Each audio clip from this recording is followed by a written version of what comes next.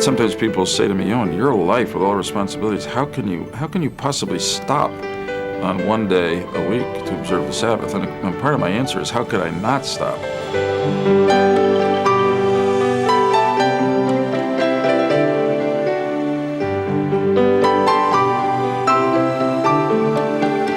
We never needed sacred time more than we need it today. The infrastructure of the family needs to be resurrected. When I walk out the door for shul, everything in the whole universe seems to come to a halt. I get the feeling that this is what it's all about. This is why I was born. This is the best part of living. The 5-minute walk to shul is 5 minutes in heaven. The Sabbath is really at the heart of my faith and my theology, because what does the Sabbath say? It says that no matter how busy we are, even no matter how important the things are we're doing, that what is more important is to stop and express our gratitude to God for the creation. That's what the day is about.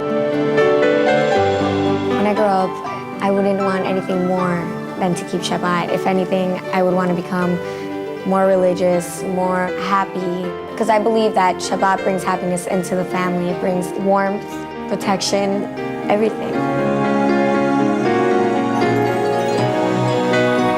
I feel proud to be a Jew while walking in everybody else's and cars, and they're driving by and they're looking at us saying, why are these people in such nice clothing? And then they look at us and they see we're going to shul, and they see that us Jews that are religious have a feeling and that we're proud to be Jews.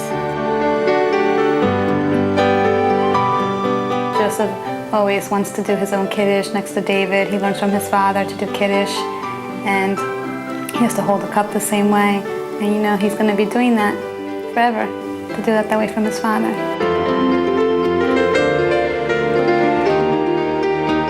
When we were in Auschwitz, we had to work on Shabbos, but we did say our prayers as much as we could. There was always older women who would tell us about Shabbos, what we have to do and what girls should learn to do.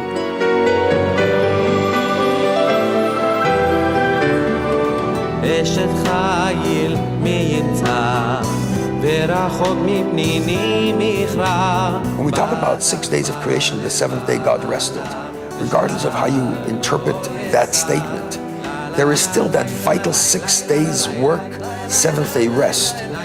And apparently it does not mean rest from tiredness, because God doesn't get tired. It's another level of rest. It's entering into another space, a space where one interacts with the universe in a different way. On that day, you remove yourself from certain physical, creative efforts. You remove yourself from influencing the world, and on that day, you enter into a soul-level experience. It's a day that we were commanded to cease from all activity and rest, and take in the spiritual part of our lives. Enjoy the other part of who we are fully, which is our neshama, our soul. Shabbat shalom, Shabbat shalom, Shabbat, Shabbat, Shabbat, Shabbat shalom. If I didn't have Shabbat, my week would be ruined. First of all, I'd be working day and night on Friday night and Saturday the same way I do during the rest of the week. The Shabbat means I'm a human being, I'm not a slave. To recognize that as a human being, I am created in the image of God, which means that there is something refreshing about being free. Shabbat is that freedom. Shabbat, Shabbat, Shabbat, Shabbat, Shalom. It's the woman that prepares for the Shabbos. She bakes the challah, which is such a holy act. Amen. She brings that holiness into this holy food. When we get to bake challah, it's a very special time for us. I can really imagine that one day she will teach my grandchildren, and my grandchildren, their grandchildren. It will be a special family tradition. It's a time that I spend at home with my mom. My mom taught me how to make different things with challah. Now all my mom's friends come and I teach them how to make challah, and their daughters. And I'm very happy to do it because now I know that their grandchildren and their great-great-grandchildren will know how to make challah. And we would be part of such a great mitzvah.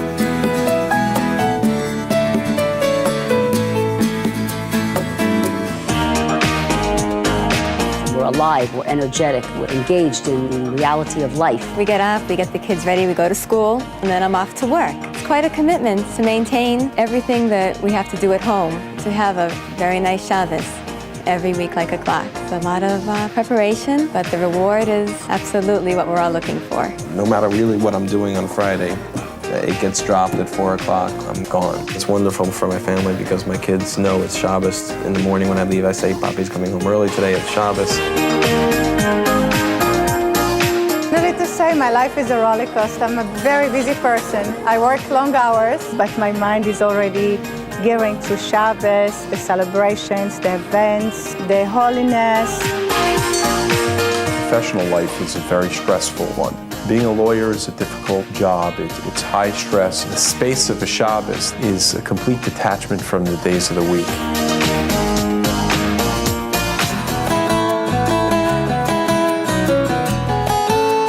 The husband bringing flowers home for his wife on Shabbos. It's a custom, and it's a beautiful one, knowing that my wife has gone out of her way to do so much. I love it. I appreciate everything about her.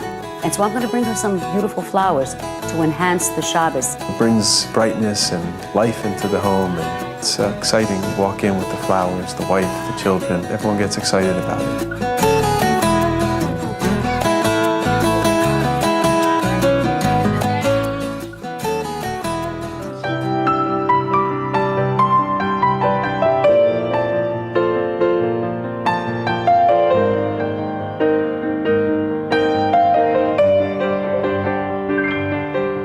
Women throughout the generations light Shabbos candles. It's our way of welcoming in the Shabbos. Women bring in the Shabbos before the men do. We do so at candlelighting time. The men do so when they recite the Kiddush. As soon as the woman lights the Shabbos candles, she waves her arms 3 times, welcoming in the beautiful Shabbos queen, and recites the special blessing, Baruch Atah Hashem Elokeinu melech haolam, asher kiddushanu b'mitzvotav v'tzivanu, lahadlik ner shel Shabbat. At that moment, there's a certain peacefulness and serenity. It's a moment that I feel very close to God. It's a moment that I can ask from Him everything that I want for my children, everything I want for my life, for my husband, for the future. And it's a moment I really think God listens. The sense of unity that comes with being together with your mother and your daughter at the time of lighting is a very special moment because it brings us all together. We're all women and we're all sharing in this very special moment. And I know when I look at my daughter that she will continue in the tradition of lighting the Shabbos candles.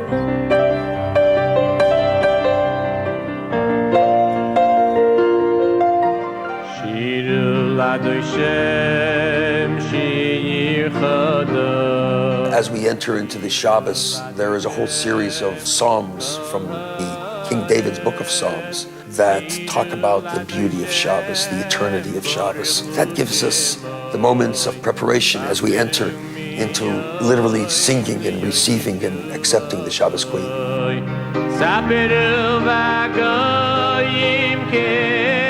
Shabbos can be led by a child who just became bar mitzvah, sort of crossed over the threshold into adulthood and leads with his whole passion, and the entire community is with him.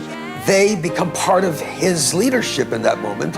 And on the other extreme, you have a seasoned chazan that leads the people. And again, you have someone who's praying as a Sephardic leader of a community, praying and bringing that passion in a Sephardic sense. You have a Chabad rabbi with the passions of Chabad song, and everybody carries with him. And a young American modern Jew who prays in a modern sense. And each one has their style, each one has their feeling, each one has their moment. But each one communicates with God in a direct, personal manner. This is not about singing a song. This is about talking to the Shabbos, talking to holiness.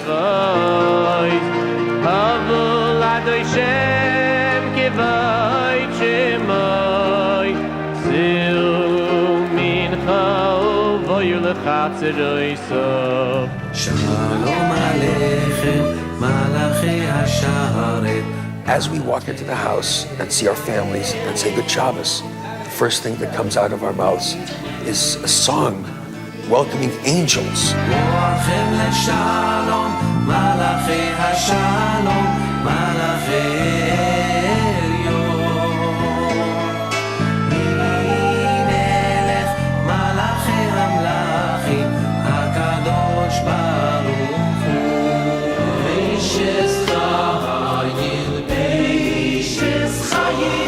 The husband is singing a song of praise, Eshet Chayil, a woman of valor. Who can find a wife of excellence? And he lauds the praises of his wife. He looks at her and expresses to her his deep feelings of gratitude and appreciation for everything that she has done, that she has created a warm, beautiful, inviting home for himself and for their children. She creates the most important space that one has, the environment where one raises their children.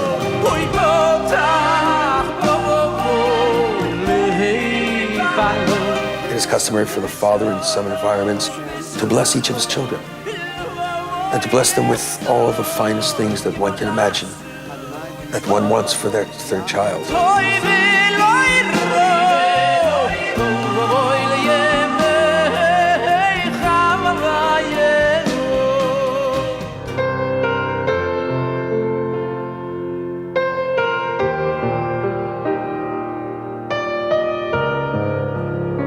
When we sanctify the day through making a blessing over the wine, it's customary to fill it over the brim.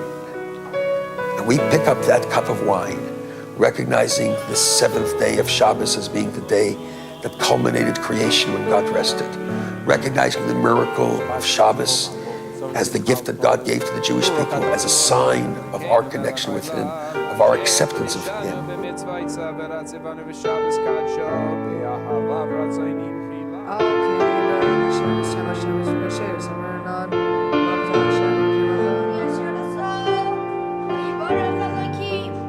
For thousands of years, they make Kiddush on Shabbat the way that I'm making it.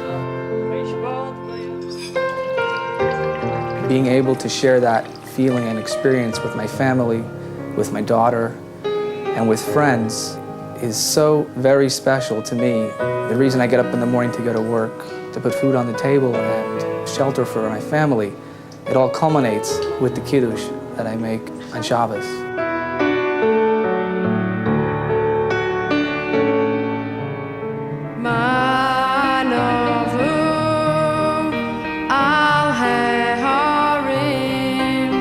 We wash our hands in a ritual way for the Shabbos bread. And the food for Shabbos is especially blessed in a very special way. That stems all the way back from the time when God gave us the manna in the desert, which represents the two challahs that we have on the Shabbos table. Every day of the week, each person got only one portion of manna. On Shabbos, each person got a double portion, one for Friday and one for Saturday.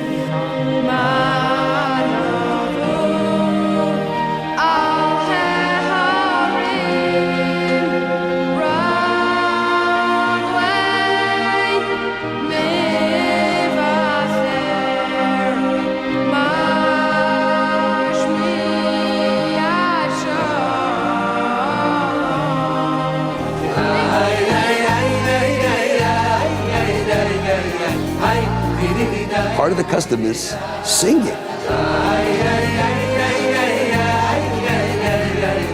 Songs that represent each part of the day of Shabbos, songs that represent miracles, songs that represent peacefulness, blessings. It's an incredible array of songs that probably cover every gamut of life's experience that you can imagine.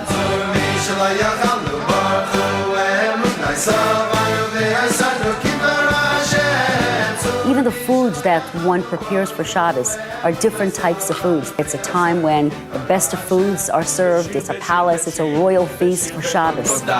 It's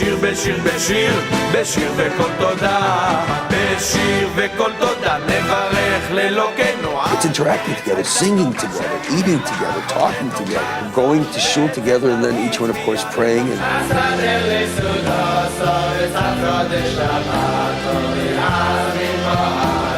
That's the element of Yiddishkeit that people need. That's the fulfillment. The reason to do all these things is to fulfill your life in a meaningful way. One of our big reasons for doing it is the continuity of the Jewish people, and that's really why we want to do it for our family and to give that legacy to our children. That's why I'm very lucky to have my wife, and we do this together, and that's really the only way it can work. That's why I see it being a positive progression for the rest of our life. Everything about Shabbos seems different. It's an amazing experience that can't be accurately described in words. It's something that simply has to be lived. The Sabbath has a salutary effect on our lives. We need those mandated meals where people sit together without the blaring of videotapes and cell phones, to look our spouses and our children in the eyes and say, I love you, I care for you, I want to be with you. The Shabbat is a symbol that we acknowledge that we are creatures of a Creator who is one, who does want us to behave and conduct ourselves in a manner that's moral, that's spiritual, that's ethical, and that's fulfilling to us as human beings. We also pray for the strength to do God's work here. I should be constantly grateful, because without the divine act, the world would not exist, I would not exist. There's a special ceremony called Havdalah, which means separation. There's now a separating from the holy to the mundane. We thank God for the wine with which we've just sanctified in this moment. We thank God for the Shabbat, thanking God for the gift of salvation, reassuring ourselves that as we walk into the week, God is with us and will stand by our side through our challenges, our travails, our weekly experiences, as we go out into the week to try to make things work, to try to impact the world in an honest way, in a kosher way, in a holy way.